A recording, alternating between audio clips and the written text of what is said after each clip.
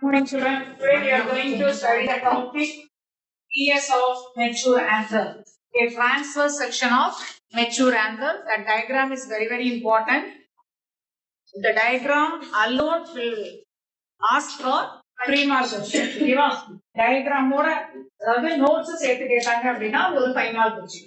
அப்படி வரும்போது இது ஒரு 2.5 marks diagram and 2.5 marks for notes. Okay. So we are going to study the very important 5 mark question, that is the transverse section of mature anther. So this is a diagrammatic question. We must give importance for the diagram. So இதை எப்படி draw பண்ணணும் அப்படிங்கறத நான் வந்து draw பண்ணி காட்டுறேன். அதை நீங்க ஃபாலோ பண்ணி டிரா பண்ணுங்க. ஓகேவா? So we have to draw the butterfly model. So first ஒரு அவுட்லைன் நம்ம டிரா பண்ணிக்கலாம். அவுட்லைன்ல have to draw the curve. ஒரு curve டிரா பண்ணா எப்படி இருக்கும் அந்த மாதிரி ஒரு curve டிரா பண்ணிக்கோங்க. So அதுல இருந்து ஒரு கீழ ஒரு ஸ்ட்ரக்சர் ஒரு 4 ஃபேஸ்ல வந்து ஒரு டயகிராம் மாதிரி போடுறோம்.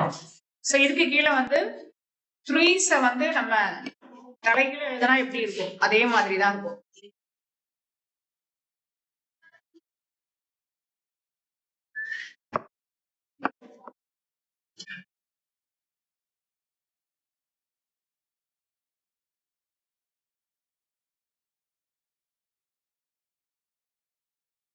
This is butterfly model. More or less butterfly shape அப்படின்னு சொல்லலாம்.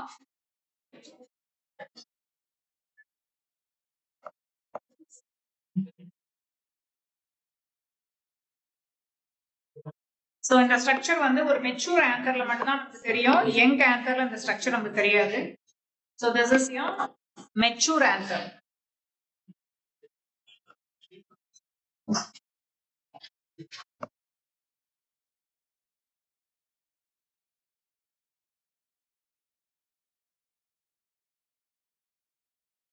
Just outline. நம்ம போடக்கூடிய எல்லா லேயருக்கான அவுட்லைன் நம்ம இப்பவே பிளான் பண்ணிக்கிறோம்.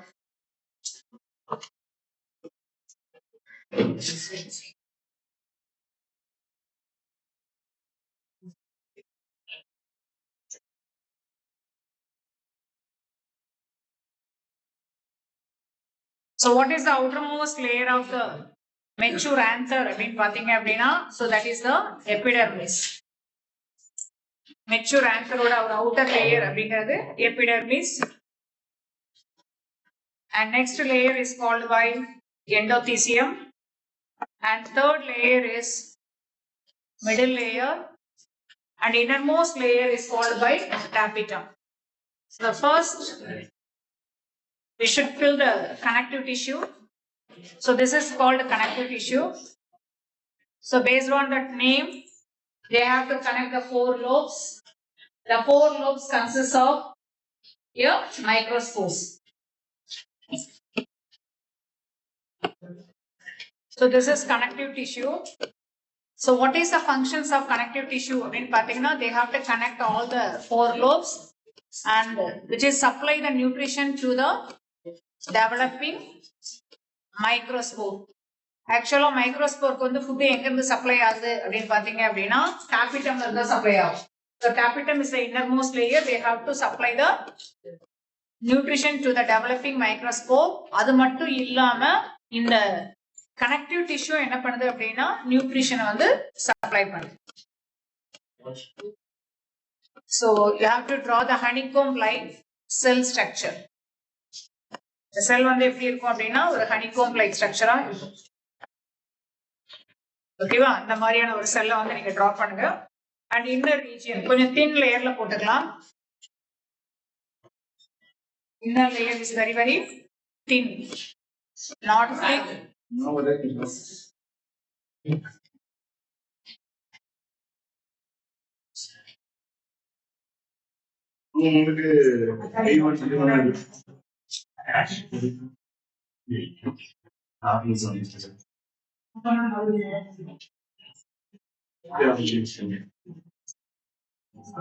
Okay, listen.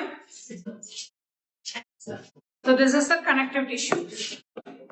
So இப்ப நம்ம draw பண்ணிருக்கிறது வந்து connective tissue.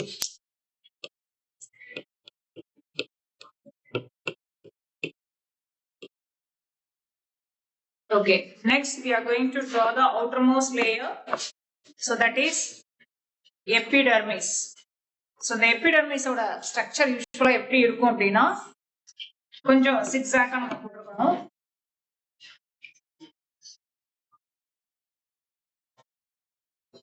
Okay, this is your epidermis. What is the shape of epidermis? The epidermis is a rectangular in shape.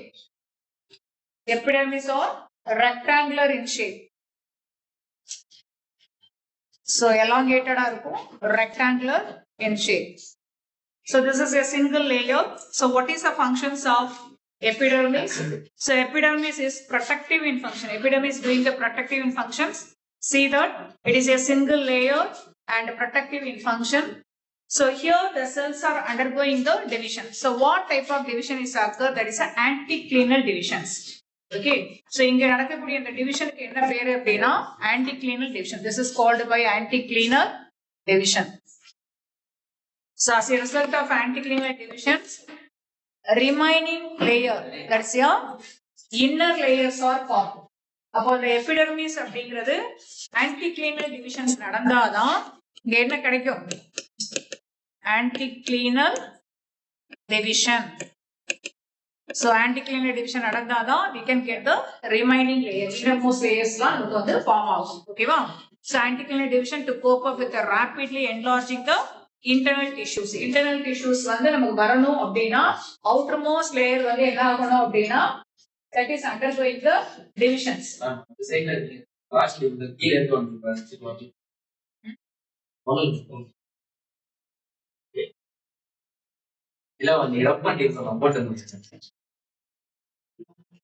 So you can modify that. Okay, just ஒரு outline நான் போட்டுருக்கேன். அந்த outline வந்து நீ eraser வச்சு modify பண்ணிக்கோ. You have to draw with the help of pencil. Don't draw with pen.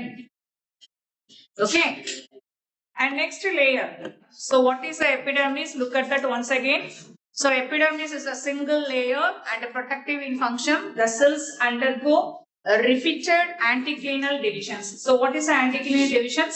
So first divisions வந்து ஒரு மாடல்ல இருந்துச்சுன்னா அந்த ஆப்போசிட் டிவிஷன் தான் வந்து என்னது anticlinal. First one வந்து horizontal இருந்துச்சு அப்படினா so அடுத்த டிவிஷன்ஸ் வந்து அதுக்கு ரைட் ஆங்கிளா நடக்கும். So that is called by anticlinal division. So which is gives rise to the internal tissues. அது மூலமா தான் நமக்கு என்ன கிடைக்கும் அப்படினா internal tissues கிடைக்கும். And next layer is the endothelium. So endothelium is look like endodermal cells.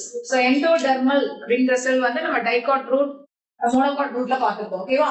So endoderm is having the thickening. The thickening is called வந்து subrine அப்படினால made up ஆனது. That is called by Casparian thickening அப்படி நம்ம சொல்லிருக்கோம் இல்லையா? So அப்ப அதே மாதிரியான thickening இங்கேயும் இருக்குது.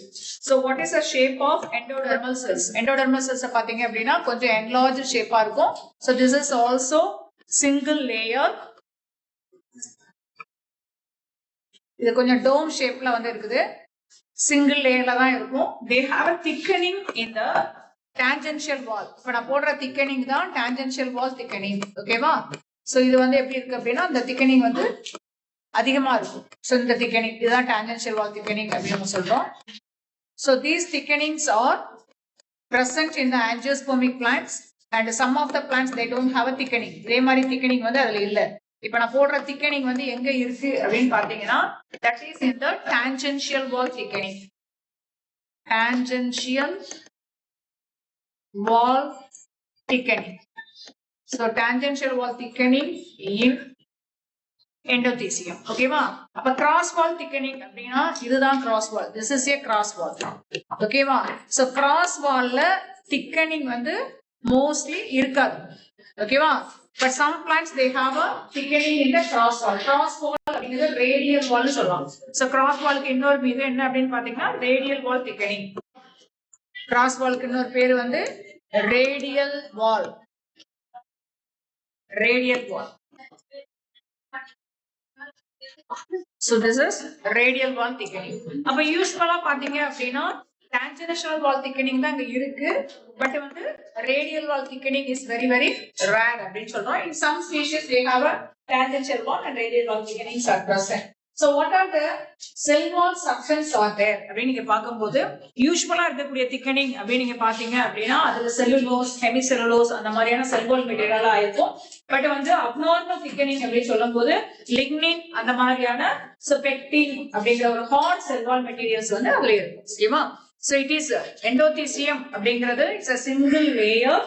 Endo is a radially elongated cells found below the epidermis. Epidermis கீழ இருக்கக்கூடிய ஒரு லேயர் அப்படின்னு சொல்றோம். Inner tangential wall develops the bands. Bandsங்கிறது ஒரு thickening. Sometimes radial wall கூட அந்த thickening இருக்கலாம். So this is made up of the cellulose. That thickening is made up of cellulose. Cellulose is a common cell wall material in the plant body. ஓகேவா? So அப்படி இல்லாம அந்த tangential வால் thickening இல்லாம radial வால் thickening இருந்துச்சு அப்படின்னு சொன்னா sometimes வந்து lignified கூட அதுல இருக்கும் அப்படிங்கிறாங்க. லிக்னிஃபைடு அப்படிங்கிறது lignin. The cell wall materials are lignin. Okay. So what is the character or features of the endothelium? Endotheliumக்கு என்ன characters இருக்கு அப்படின்னு பாத்தீங்கன்னா they can absorb water. Water வந்து அப்படியே தனக்குள்ள absorb பண்ணி வைக்கக்கூடிய கெப்பாசிட்டிஸ். wood அப்படின்னா wood வந்து என்ன பண்ணும்? ஈரப்பதத்தை அப்படியே உறிஞ்சி வச்சுக்கணும் இல்லையா? ரெய்னி சீசன்லாம் பாத்தீங்க அப்படின்னா நம்ம டோர் எல்லாம் சரியா க்ளோஸ் பண்ண முடியாது. ஏன்னா அதுல இருக்கக்கூடிய அந்த மாலிக்யூல்ஸ் வந்து வாட்டர் அப்சார்ப் பண்ணும். சோ அப்ப அந்த மாதிரியான ஒரு கெப்பாசிட்டி இருக்கு. அதுக்கு பேர் தான் hygroscopic in nature. The cells are hygroscopic in nature அப்படின்னு சொல்றோம். Hygroscopic. The term hygroscopy is very important. So hygroscopic nature. Hygroscopic nature. So which layer of the anther having hygroscopic nature அப்படின்னு கேட்டாங்கன்னா எந்த anther? This is a endothelium. Endothelium tangential wall. Tangential wall அப்படிங்கிறது இப்படி இருந்துச்சுன்னா அது tangential wall. ஓகேவா? So இங்க வந்துச்சு அப்படின்னா இது வந்து என்னது?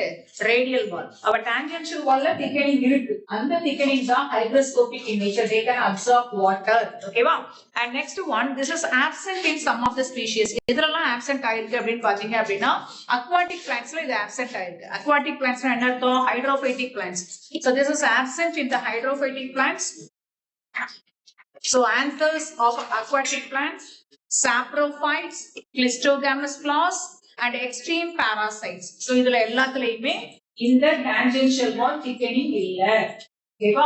அப்ப tangential wall thickening இல்லாத plants அப்படின்னு சொல்லும்போது so what are the plants they don't have a tangential wall thickening அப்படின்னு கேட்டாங்க அப்படின்னா so இதெல்லாம் பார்க்கும்போது நம்பர் 1 வந்து என்னது? ஹைட்ரோஃபைட்டிக் plants. இன்னொன்னு வந்து ஹைட்ரோஃபைட்னா தண்ணியில வாழக்கூடிய plants. Saprophytes na enna artham? They are living in dead and decaying organic matter. And next one is here clistogamous flowers அப்படினு சொல்லும்போது that is only bud flowers. ஓகேவா? பட்டோட இருக்கக்கூடியது தான் என்ன சொல்றோம்? clistogamous அப்படினு சொல்றோம். flowers வந்துச்சு அப்படினா அத chasmogamous அப்படினு நம்ம சொல்றோம். ஓகேவா? அப்ப clistogamousல இருக்கு. extreme parasites அப்படினா that is living on other living organisms. So அப்ப இதுல எல்லாத்துலயும் என்ன இல்ல அப்படினா அது thickening இல்ல. ஓகேவா? And next one, the cells along with the junctions of the two sporangia. இங்க சொல்றேன் இல்லீங்களா? சோ இந்த இடத்துல தான் நம்ம two sporangia junction ஆகக்கூடிய இடம் அப்படின்னு சொல்றோம். சோ இந்த region. ஓகேவா? இங்கேயும் லைட்டா க்ளோஸ் ஆயிருக்கும். ஓகேவா? So this is also closed. அப்ப இந்த regionல வந்து என்ன இருக்கு அப்படின்னு நீங்க பாத்தீங்க அப்படின்னா they have a thin layer is present. Thin membrane is present. So இந்த layerல வந்து thin membrane இருக்கும். The junctions between the two microsporangia, we can see the thin membrane. They don't have a thick cell wall. அதாவது இந்த endothelium மாதிரியான ஒரு thick cell wall கிடையாது. ஓகேவா? So this region is also made up of very thin membrane which is very helpful for the dehiscence of anther. எதுக்கு help பண்ணுது அப்படின்னா so anther நல்ல மெச்சூரிட்டி ஆகி வெளியில ரிலீஸ் ஆகிறதுக்கு அது யூஸ் ஆகுது. ஓகேவா? சோ அதுக்கு பேர் என்ன பேர் அப்படின்னா ஸ்ட்ரோமியம் அப்படின்னு பேரு. The cells along the junctions of the two sporangia of anther lobe so lacks this thickening. Thickening அப்படிங்கிறது அந்த endothelial thickening கிடையாது. So அந்த thickening lacking அப்படின்னா என்ன அர்த்தம்? lack அப்படின்னா என்ன அர்த்தம் அப்படின்னா absent அப்படின்னு அர்த்தம். So that is called by வந்து ஸ்ட்ரோமியம். So அதுக்கு பேர் வந்து ஸ்ட்ரோமியம். The region along with the hygroscopic nature. அப்ப ஸ்ட்ரோமியத்துக்கு என்ன நேச்சர் இருக்கு அப்படின்னு பாத்தீங்க அப்படின்னா ஸ்ட்ரோமியத்துக்கும் வந்து அந்த ஹைக்ரோஸ்கோபிக் நேச்சர் இருக்கு. They can absorb the moistures. So எப்பவுமே மாய்ஸ்சர்ஸ் அதிகமா அப்சார்ப் பண்ணிருச்சு அப்படின்னா உள்ள வந்து பிரஷர் அதிகமாகும் போது கண்டிப்பா அது வந்து வெளியில டெலிசன்ஸ் ஆகும். சோ அந்த மாதிரி தான் அது டெலிசன்ஸ் ஆகுது. The stromium is a very important 2 mark question. So definition of the stomium என்ன அப்படின்னு பாத்தீங்க அப்படின்னா the cells along the junctions of two sporangia of the anther lobe lack this thickening. Okay va? So this region is called stomium. So what is the function of stomium? The stomium is the region of the stomium, hygroscopic in nature of the endothelium, help in the dehiscence of anther at maturity. Actually endothelium na main role பண்ணுது. But அதுல இதுவும் சேர்ந்து என்ன பண்ணுது அப்படின்னா அந்த mature anther வெளியேற்றதுக்கு help பண்ணுது. ஓகேவா? So next layer அப்படின்னு பார்க்கும்போது middle layer அப்படின்னு சொல்றோம். So the middle layer is 2 to 3 layers are there. Okay, எல்லா லேயருமே single layer அப்படின்னு தான் சொன்னேன். இது மட்டும் தான் என்ன இருக்கு அப்படின்னா so 2 to 3 layers are present. ஓகேவா? So this is called by ephemerals அப்படின்னு இதுக்கு பேரு. Ephemerals அப்படின்னா they can complete their life cycle within short period. So due to the disintegration, due to the growth of the anther, it will disintegrate. மேல இருக்கக்கூடிய layer கீழ இருக்கக்கூடிய layer அதிகமா growth ஆகும்போது so ஆட்டோமேட்டிக்கா இந்த லேயர் என்ன ஆகும் அப்படின்னா மறைஞ்சிடும். ஓகேவா? மேல இருக்கக்கூடிய லேயர் அப்படின்னா எண்டோதீசியம், கீழ இருக்கக்கூடிய லேயர் அப்படின்னா so that is tapetum. அப்ப எண்டோதீசியத்துக்கும் டேபிட்டத்துக்கும் நடுவுல அது இருக்கு. so it will crush it. ரெண்டும் சேர்ந்து என்ன பண்ணும் அப்படின்னா crush பண்ணிடுது. so அப்ப 2 to 3 layers அப்படிங்கிறது that is your middle layer. This is called by middle layer.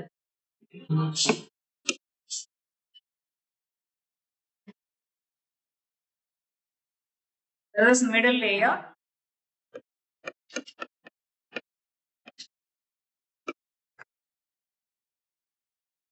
Okay. So what is in the middle layer? Middle layer என்னெல்லாம் கொடுத்திருக்காங்கன்னு பாரு. 2 to 3 layers of the cell next to the endothelium constitute the middle layer. They are generally ephemeral. Ephemeral அப்படிங்கற meaning என்ன அப்படின்னா short. The life span ரொம்ப ஷார்ட்டா இருக்கு. short living. ஓகேவா? They disintegrate or get crushed during maturity. So maturity ஆகும்போது மேல இருக்கக்கூடிய endothelium கீழ இருக்கக்கூடிய tapetum அதிகமா growth ஆகும்போது இது என்ன ஆகும் அப்படின்னா crush ஆயிடும். ஓகேவா? நசுங்கி போயிடும் அப்படின்னு சொல்றோம் இல்லையா? crush ஆயிடும் அப்படின்னு சொல்றோம். Okay, and next layer, this is the innermost layer. ஓகேவா? இந்த innermost layer எது அப்படின்னா that is tapetum. அப்ப tapetum நம்ம எப்படி டிரா பண்ணனும் அப்படின்னா ஒரு honeycomb like structure செல்ல நம்ம எப்படி டிரா பண்றோமோ சோ அதே மாதிரி நம்ம இத டிரா பண்றோம். ஓகேவா? this is only one layer. இதுல ஒரே ஒரு லேயர் தான் நம்ம டிரா பண்ணனும். சோ எல்லாமே சிங்கிள் லேயர் தான் except middle layer. middle layers தான் 2 to 3 layers வரைக்கும் நம்ம டிரா பண்ணிருக்கோம். ஓகேவா? சோ இதுக்குள்ள நமக்கு என்ன இருக்கும் அப்படின்னா நியூக்ளியஸ் இஸ் பிரசன்ட். அதாவது டாபிட்டம்க்குள்ள என்ன இருக்கு அப்படின்னா நியூக்ளியஸ் இருக்கும். சோ இந்த டாபிட்டம் தான் இங்க இருக்கக்கூடிய இந்த ரீஜியன், அதாவது மைக்ரோஸ்பொரான்சியா அப்படின்னு சொல்றோம் இல்லையா? அந்த ஸ்பொரான்சியம் அப்படிங்கிற ஸ்போர் ப்ரொடியூசிங் ஆர்கன் அப்படின்னு சொல்றோம். சோ இந்த ரீஜியனுக்கு தேவையான நியூட்ரிஷனை சப்ளை பண்ணு. அப்ப இந்த ரீஜியன்ல என்னெல்லாம் இருக்கு அப்படின்னு நீங்க பாத்தீங்க அப்படின்னா it consist of microspores. Okay, இதுக்குள்ளலாம் என்ன இருக்கும் அப்படின்னா microspores are present. So the microspores develop into pollen grains. இந்த மைக்ரோஸ்கோப் தான் நமக்கு எதா மாறுது அப்படின்னா pollen grains ஆ மாறுது. ஓகேவா? சோ இங்க அந்த ரவுண்ட் போடணும் இல்ல, அந்த லோப்காக நான் உங்களுக்கு டிரா பண்ணி காட்டியிருக்கேன். Okay. So this is tapetum. So what is the structure of tapetum and function of tapetum is very important question. So tapetum alone they will ask for 5 mark question. So what is tapetum? What are the types of tapetum? And write the functions of tapetum. அப்படிங்கிறது ஒரு 5 mark question. So நம்ம tapetum அப்படின்னு எடுக்கும்போது tapetum is the innermost layer of the anther wall and it contains it attains maximum development. The tapetum வரும்போது இந்த anther ஒரு maximum development attain பண்ணும். ஓகேவா? So it is a tetrad stage of microsporogenesis அப்படின்னு சொல்றோம். Tetrad stage அப்படின்னு சொல்லும்போது it is well developed. Tetrad stage சொல்லும்போது it's well developed அப்படின்னு சொல்றோம். ஓகேவா? Microspores are well developed. So tapetum form ஆகுது அப்படினாலே microspores will change into we change into pollen grains. Okay, microspore வந்து pollen grains ஆ மாற போகுது அப்படினா அர்த்தம். So இந்த tapetum எங்க இருந்து ஃபார்ம் ஆச்சு அப்படி பாத்தீங்கன்னா, so that is from the peripheral layer. So peripheral wall layer and partially from the connective tissue. The anther lining is in the locus. ஓகேவா? அப்ப இது peripheral layerனா outermost layer எங்க இருக்குது? Epidermis. Epidermisல இருந்தும் இந்த connective tissue இருந்தும் epidermis இங்க இருக்குது. So இது வந்து connective tissues. இது ரெண்டுல இருந்து தான் நமக்கு என்ன ஃபார்ம் ஆயிருக்கும் அப்படினா tapetum வந்து ஃபார்ம் ஆயிருக்கு அப்படினு சொல்றோம். So that is called by dwell in nature. Okay, dwell in origin or dwell in nature அப்படி நம்ம சொல்றோம். ஓகேவா? சரி, நெக்ஸ்ட் பாருங்க. It nourishes the developing sporogenous tissues. இது யாருக்கெல்லாம் வந்து nourishes பண்ணுது, யாருக்கெல்லாம் ஃபுட் சப்ளை பண்ணுது அப்படின்னு பாத்தீங்கன்னா, number 1 is a sporogenous tissue. ஏன்னா sporogenous tissuesல இருந்து தான் நமக்கு என்ன ஃபார்ம் ஆகும் அப்படின்னா மைக்ரோஸ்போர் மதர் செல்ஸ் ஃபார்ம் ஆகும் இல்லையா? So from the sporogenous tissues, the microspore mother cells form ஆகுது, அதுக்கும் nourishes பண்ணுது, and microspore nourishes அப்படின்னா என்ன அர்த்தம்னா they can supply the nutrients, okay, for the growth. அதோட growthக்காக food supply பண்ணிட்டு இருக்குது. And next one, the cells of the tapetum remain uninucleate. நீங்க பாத்தீங்க அப்படின்னா எல்லாத்துலயும் so ஒரு நியூக்ளியஸ் தான் நான் வரைஞ்சு வச்சிருப்பேன். எல்லாத்துலயும் ஒரு நியூக்ளியஸ் இருக்கும். So each one have a single nucleus. அது பேர் uninucleate, and many contain more than one nucleus. The nucleus may become polyploid. So what is the meaning of the polyploid? நிறைய nuclei இருக்கு அப்படின்னா அதுக்கு பேர் polyploid சொல்றோம். Number of chromosome will be increased or doubled அப்படின்னு சொல்ல போதா polyploid னு சொல்றோம். So that is number of chromosome will be doubled with the help of the colchicine அப்படின்னு சொல்லக்கூடிய அப்படின்னு ஒரு alkaloid இருக்கு. ஓகேவா? colchicine அப்படின்னு ஒரு alkaloid இருக்கு. அந்த alkaloid யூஸ் பண்ணும்போது number of chromosome அப்படியே டபுள் ஆகும். அதனாலதான் இப்ப நமக்கு வந்து big varieties of the fruits எல்லாம் நமக்கு ஃபார்ம் ஆகுது. சைஸ் ஆஃப் த fruits வந்து enlarge ஆகுது இல்லையா? சோ அதுக்கு the reason வந்து என்னன்னா colchicine தான். And next one, it is also contribute the wall materials. ஓகேவா? cell wall materials. So what is a cell wall materials? pollen grains க்கு மேல இருக்கக்கூடிய அந்த cell wall இல்லையா? இதுதான் pollen grains அப்படினா pollen grains ஓட outer layer நம்ம என்னன்னு சொல்றோம்? that is your எக்ஸைன் அப்படின்னு சொல்றோம் இல்லையா? அந்த எக்ஸைனுக்கு தேவையான செல் வால் மெட்டீரியலை சப்ளை பண்றதும் tapetum. ஓகேவா? they have to supply that cell wall materials, sporopollenin, pollen kit, trypsin and members of the protein that control the incompatibility reactions. Incompatibility reactions அப்படிங்கிறது ஒவ்வாமை அப்படின்னு சொல்றோம். அதையும் இது கண்ட்ரோல் பண்ணுது. ஈவன் fertility and வந்து stability இதையும் கண்ட்ரோல் பண்றது யாருன்னா tapetum தான். சோ இந்த 4 லேயர்ஸ்ல எந்த லேயர் ரொம்ப இம்பார்ட்டன்ட் அப்படின்னு பாத்தீங்க அப்படின்னா the tapetum is very very important. ஓகேவா? சோ tapetumோட ஹெல்ப்னால தான் இந்த மைக்ரோஸ்போரோட எல்லா ஃபங்க்ஷனுமே நடக்குது. ஏன்னா அதோட எக்ஸைன் தேவையான செல் வால் மெட்டீரியல் கொடுக்குது. அது வந்து இன்காம்பேட்டபிலிட்டியா இல்ல காம்பேட்டபிலிட்டியா இந்த போலன் கிரைன்ஸ் வந்து ஒரு ஸ்டிக்மா மேல போய் விழுந்த உடனே அதோட ஓன் ஸ்பீஷஸா இருந்தா அது ரியாக்ட் பண்ணும். அதனுடைய வேற ஸ்பீஷஸா இருந்துச்சு அப்படின்னா ரிஜெக்ட் பண்ணும். ஓகேவா?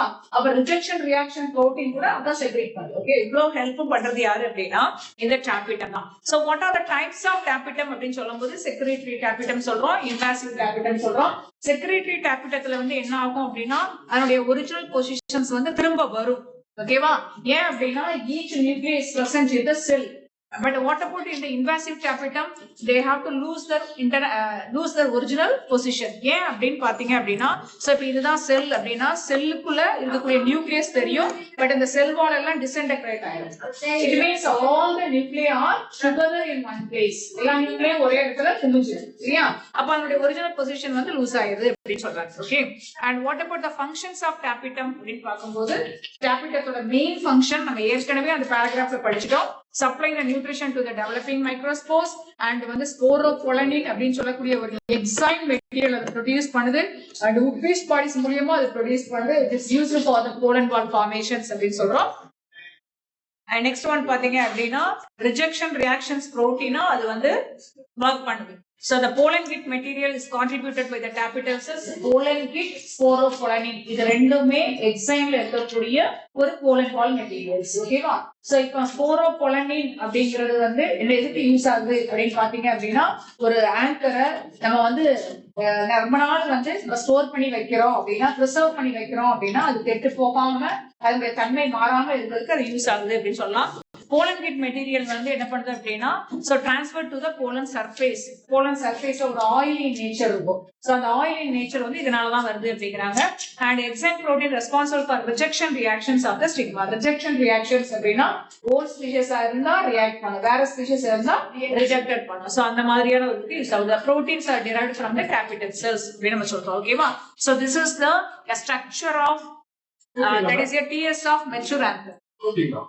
TS of mature anther. ஓகேவா? TS of mature antherல outermost layer என்ன பார்த்திருக்கோம் அப்படின்னா epidermis, and next layer அப்படின்னு சொல்லும்போது that is a endothelium, and third layer is a middle layer, and fourth layer is a capitum. ஓகேவா? and inside the cavity, inside the locule we can see that that is a microspores. ஓகேவா? இந்த microspores தான் mature ஆகும்போது இதனுடைய name மாறிடுது. இந்த mature ஆகும்போது name என்னது? pollen grains. ஓகேவா? the pollen grains will come out through this via. இது வழியா அந்த pollen grains வந்து என்ன ஆகும் அப்படின்னா dehiscence ஆகி வெளிய வரும். so அதுக்கு யாரு ஹெல்ப் பண்றா அப்படின்னா ஸ்டோமியம் வந்து. okay, so could you understand? you have to draw a diagram. thank you children.